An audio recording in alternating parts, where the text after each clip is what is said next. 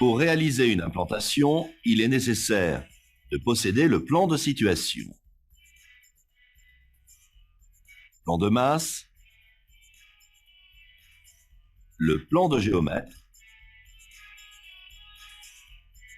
et le plan de fondation.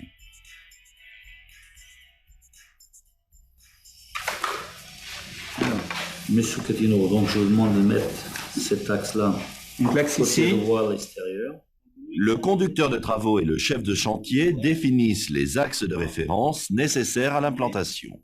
On va porter un deuxième axe sous l'autre bâtiment. Donc on met un deuxième axe ici, sur l'extérieur béton aussi, Voilà. Y2.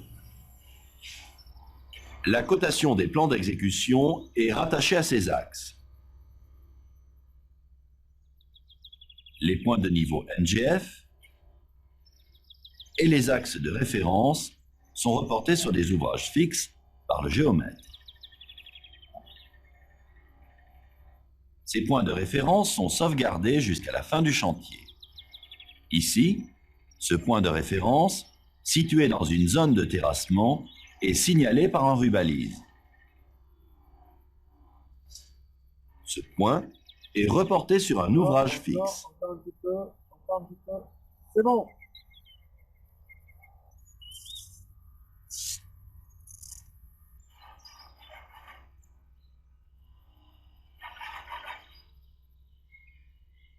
Les axes des murs sont reportés sur les chaises à partir du plan de fondation.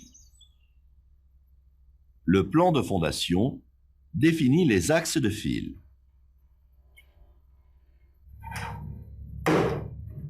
Le chef de chantier implante les chaises sur le plan.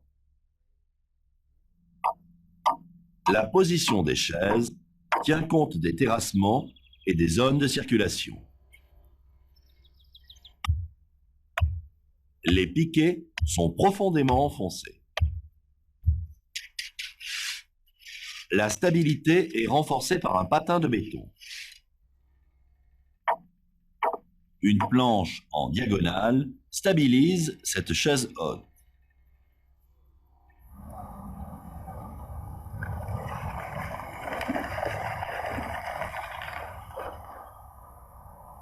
Les axes sont tracés sur les chaises.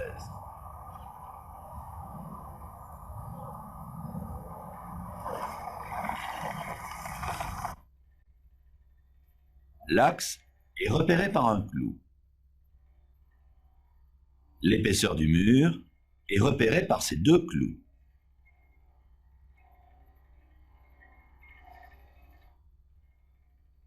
Cette mesure correspond à la longueur du bâtiment.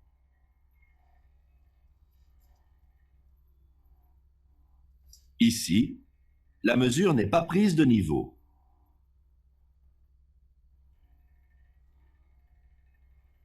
L'implantation du bâtiment est fausse.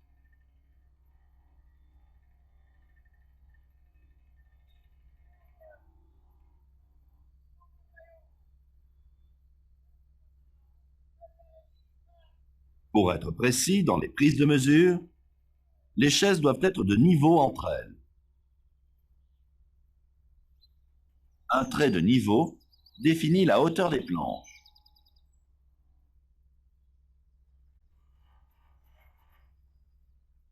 Une planche suffisamment épaisse est clouée de niveau à l'arrière des piquets. Les chaises sont signalées et conservées jusqu'à l'élévation des murs. Encore un peu. Le point de référence est reporté sur la chaise.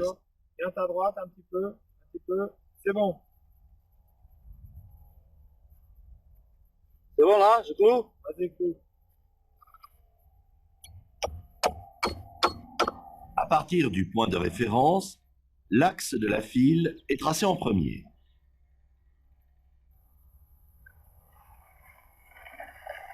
Pour éviter les risques d'erreur, les cotes sont cumulées.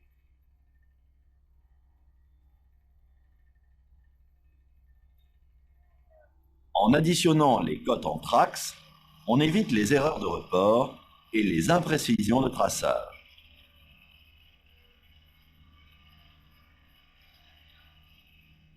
Le cumul des différentes mesures doit être égal à la cote totale.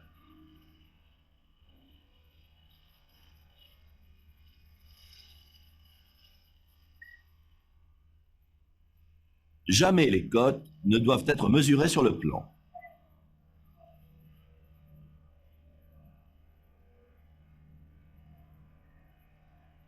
Le plan de terrassement définit les niveaux et les talus.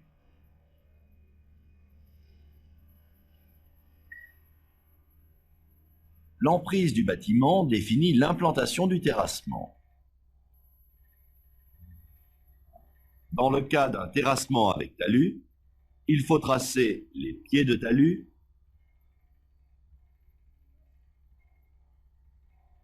et les têtes de talus.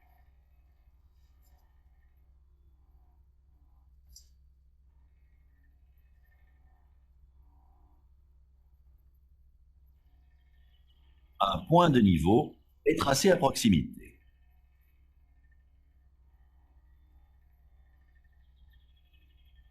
Les réseaux enterrés sont repérés. L'axe de la file est descendu au sol.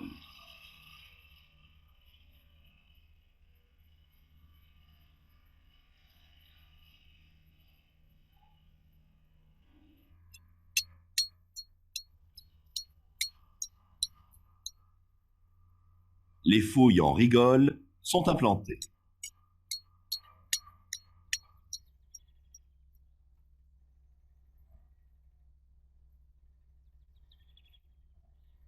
Les fouilles sont tracées au plâtre.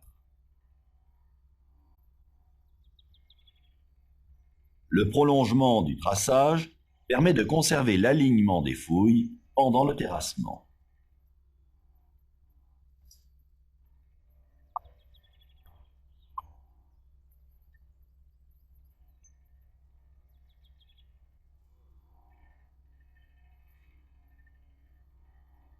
Un point de niveau NGF est matérialisé à proximité.